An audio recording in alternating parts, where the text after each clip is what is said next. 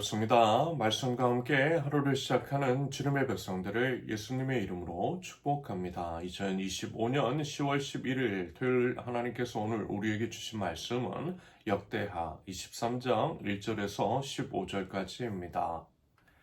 여섯 해를 기다린 여호야다 제사장은 일곱째 해가 되자 드디어 용기 있게 결단을 내리고 군대 지휘가 느린 백부장들 곧 여호람의 아들 아사랴와 여호하난의 아들 이스마엘과 오벳의 아들 아사랴와 아다야의 아들 마아세야와 시그리의 아들 엘리사박과 밀약을 맺었다. 이들 백부장들은 유다의 모든 성읍으로 돌아다니며 레위 사람들과 이스라엘 각 가문의 족장들을 모아서 예루살렘으로 데리고 왔다. 그들이 모두 하나님의 성전에 모여 왕의 아들 요아스와 언약을 세웠다. 여호야다가 그들에게 말하였다. 여기에 왕세자가 계십니다. 이분이 왕이 되셔야 합니다. 이것은 다윗 자손이 왕이 되어야 한다는 주님의 약속을 따르는 것입니다. 이제 여러분이 하여야 할 일을 말하겠습니다. 이번 안식일에 맡은 일을 하러 오는 당번 제사장들과 레위 사람들은 여기 성전에 도착하여 3분의 1은 성전 문을 지키고 또 3분의 1은 왕궁을 지키고 나머지는 기초문을 지키십시오. 일반 백성은 주님의 성전들로 모입니다. 그날 일을 맡은 제사장들과 그들을 돕는 레위 사람들 말고는 어느 누구도 성전 안으로 들어오지 못합니다. 거룩하게 구별된 제사장들과 레위 사람들만 주님의 성전 안으로 들어오고 그 밖에 일반 백성은 주님께서 지시하신 대로 성전 밖에 서 있어야 합니다. 레위 사람들은 제각기 병기를 들고 왕을 호위하십시오. 임금님께서 드나드실 때에는 반드시 경호하도록 하십시오. 그리고 어느 누구라도 이 성전 안으로 들어오려고 하면 모두 죽여야 합니다. 레위 사람들과 모든 유다 사람들은 여호야다가 명령한 것을 그대로 다 하였다. 여호야다 제사장이 안식일에 맡은 일을 끝낸 사람들마저 집으로 돌아가지 못하게 붙들어 두었으므로 지휘관들은 안식일 당번인 사람들과 비번인 사람들을 다 데리고 있었다. 여호야다 제사장이 백부장들에게 창과 크고 작은 방패들을 나누어 주었다. 그것들은 다윗 왕의 것으로서 하나님의 성전 안에 간직되어 있던 것들이었다. 그는 또 일반 백성에게도 무기를 들려 성전 남쪽에서 북쪽 끝에 이르기까지 전 지역에 그들을 배치시키고 제단 근처에서나 성전 안에서 왕을 경호하게 하였다. 그런 다음에 여호야다와 그의 아들들이 요아스 왕세자를 데리고 와서 그에게 왕관을 씌우고 왕의 직무를 규정한 규례서를 그에게 주고 기름을 부어 왕으로 삼고 임금님 만세 하고 외쳤다.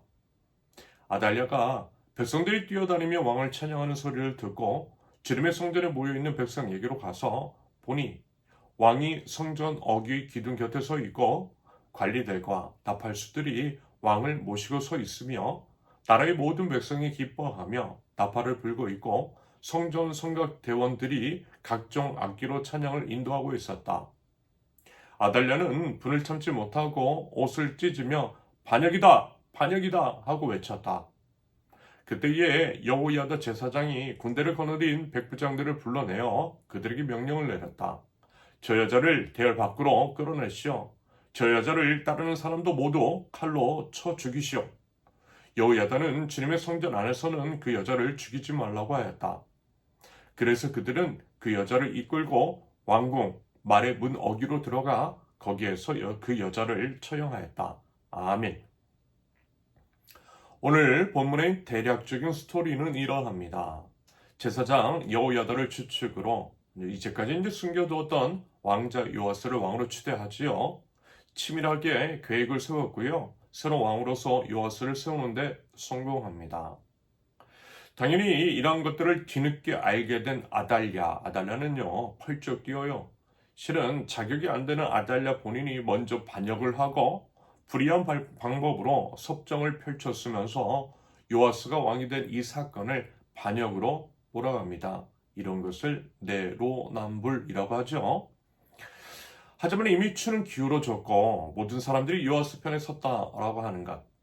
그리고 결국 자신의 부모 아합과 이세벨이 그러했던 것처럼 아달랴 역시 비참하게 죽음을 맞이합니다.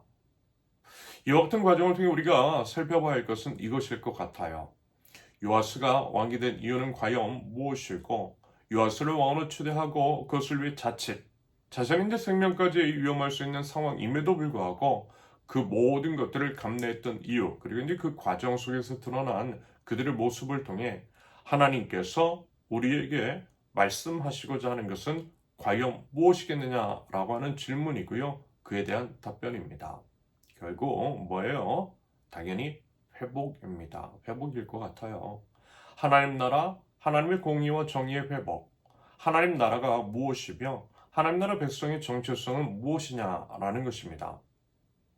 그러면서 이제 당연히 그 기준이 되는 것은 하나님의 말씀이라고 하는 것. 말씀의 회복을 통한 예배의 회복, 삶의 회복, 개인 및 공동체의 회복을 말씀하고 있는 것입니다. 그래서 보세요. 3절. 그들이 모두 하나님의 성전에 모여 왕의 아들 요아스와 언약을 세웠다. 여호야다가 그들에게 말하였다. 여기에 왕세자가 계십니다. 이분이 왕이 되셔야 합니다. 이것은 다윗 자손이 왕이 되어야 한다는 주님의 약속을 따르는 것입니다. 11절. 그런 다음에 여호야다와 그의 아들들이 요아스 왕세자를 데리고 와서 그에게 왕관을 씌우고 왕의 직무를 규정한 규례서를 그에게 주고 기름을 부어 왕으로 삼고 임금님 만세 하고 외쳤다.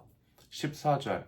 그때에 여호야다 제사장이 군대를 거느린 백부장들을 불러내어 그들에게 명령을 내렸다. 저 여자를 대열 밖으로 끌어내시오. 저 여자를 따르는 사람도 모두 칼로 쳐 죽이시오. 여호야다는 주님의 성전 안에서는 그 여자를 죽이지 말라고 하였다. 이런 식으로 분명하게 드러나 있어요. 그들이 요아스를 옹립한 이유, 생명을 걸고 그 일을 추진한 이유는 다름이 아니었어요. 하나님의 말씀이 그러했기 때문입니다. 하나님의 말씀이 다윗의 자손이 왕이 되어야 한다라고 말씀하셨기 때문입니다. 하나님의 말씀이 중요하기 때문에 왕으로 세울 때의 규례서를 치고 요아스를 왕으로 세웠던 거예요. 아울러서 아달랴를 하나님의 전에서 성전에서 죽이지 않았던 것은 하나님의 성전은 거룩함을 유지해야 한다라고 성경에 기록되어 있었기 때문입니다. 그러므로요, 그들이 이제 생명을 걸고 지켰던 것은 다름 아닌 하나님의 말씀이었습니다. 여러분, 하나님에 대한 태도는 결국 하나님의 말씀에 대한 태도입니다. 하나님의 말씀을 어떻게 대하느냐, 얼마나 귀를 기울여 듣고 들은 말씀을, 그 말씀을 얼마나 삶으로 살아내느냐라고 하는 것들을 보면 하나님에 대한 태도를 알 수 있어요. 그러므로 하나님의 말씀을 순종하기 위해 생명을 걸고 요아스를 왕으로 세움으로써 하나님을 예배하는 공동체, 하나님의 나라 이스라엘을 회복시켜 하나님의 나라 이스라엘을 회복에 깨었던 그들에게 이제 복을 내리시고 그들을 지켜주셨던 거예요. 하나님의 회복을 명하셨던 것입니다. 그래서요, 회복이 일어난 거죠. 여러분, 말씀이 생명입니다. 말씀을 생명 걸고 지킬 때에 하나님께서 우리의 생명을 살려주실 줄로 믿습니다. 말씀대로 살면 되는 것이고요. 말씀에서 말씀하고 있는 예배, 삶의 예배를 드리면 되는 거예요. 그럴 때에 내가 회복되고 공동체가 회복되며 나라와 민족, 온 열방이 회복될 줄로 믿습니다. 부디 그 믿음 가지고요. 우리요, 말씀 앞으로 정직하게 그렇게 힘써 나아가는 저와 여러분들. 무엇보다도 하나님의 말씀을 우리 삶 가운데에 지켜 행할 줄 아는 하나님 나라 백성들 모두 되실 수 있기를 예수님의 이름으로 축원합니다. 함께 기도합니다. 온 우주의 왕이신 여호와 하나님, 지금도 살아계셔서 역사하시는 하나님을 찬양합니다. 죄를 생명의 길로 인도하시되 생명을 버리시기까지 죄를 사랑하시는 아버지 하나님이신 줄로 믿습니다. 하나님의 그 크고 높고 위대한 사랑을 알아 그 사랑에 마땅히 반응할 줄 아는 하나님 나라 백성들 저희 될 수 있도록 주님 인도하여 주시옵소서. 진리이시는 하나님의 말씀이 무엇인지를 목마른 사슴이 시냇물을 찾기에 갈급한 같이 생명 물고 찾게 하시며 어떤 상황과 환경 속에서도 하나님의 말씀대로 순종하며 나가는 저희 될 수 있도록 하나님 연약한 저희를 붙들어 주시옵소서. 예수님의 이름으로 기도합니다. 아멘. 하나님께서 오늘 주신 말씀과 각자의 기도 제목을 넣고 우리 잠시 기도합니다.